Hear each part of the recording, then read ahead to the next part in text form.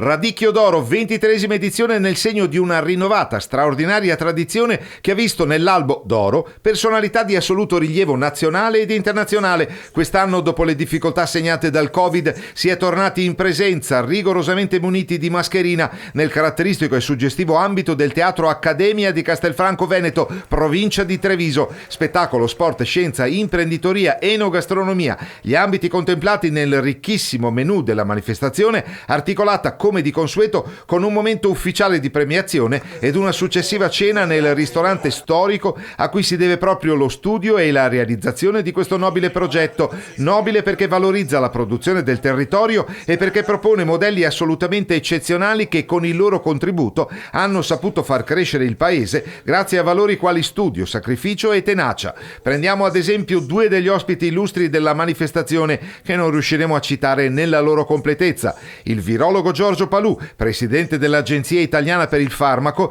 ed il campione olimpico dei 100 metri Marcel Jacobs, con Sonny Colbrelli, sorprendente ciclista concittadino dello stesso Jacobs, vincitore dell'ultima edizione della leggendaria Parigi-Roubaix, o il musicista Roby Facchinetti, leader di una band che ha fatto la storia della musica italiana del dopoguerra, i Pooh. Con il professor Palù non potevamo evitare di parlare della nuova variante del Covid-19, denominata Omicron.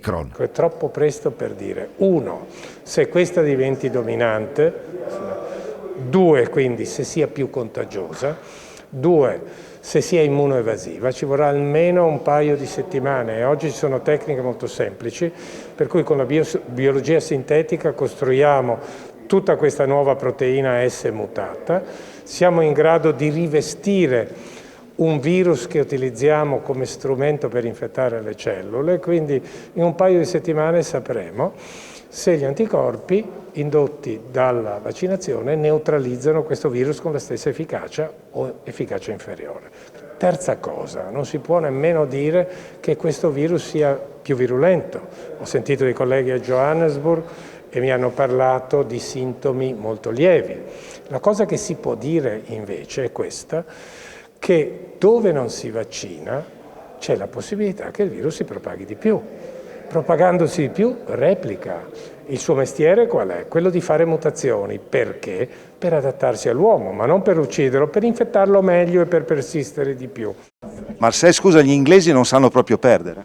No, a quanto pare no, però a me questa cosa sinceramente non mi tocca minimamente, anche perché so tutti il duro lavoro e i sacrifici che ho fatto per arrivare qua e poi soprattutto l'unico positivo che hanno trovato durante le Olimpiadi è stato inglese, quindi dovrebbero farsi due domande.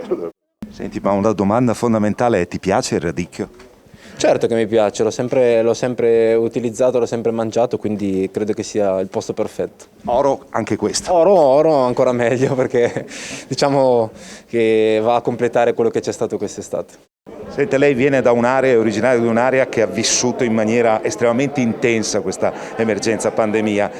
Qual è l'effetto che le ha fatto e come l'ha vissuto questo momento che purtroppo non è ancora concluso? Beh, ha vissuto malissimo come tutti i bergamaschi, in modo particolare la mia città, che detiene ancora il record negativo del disastro che ha seminato questa brutta bestia.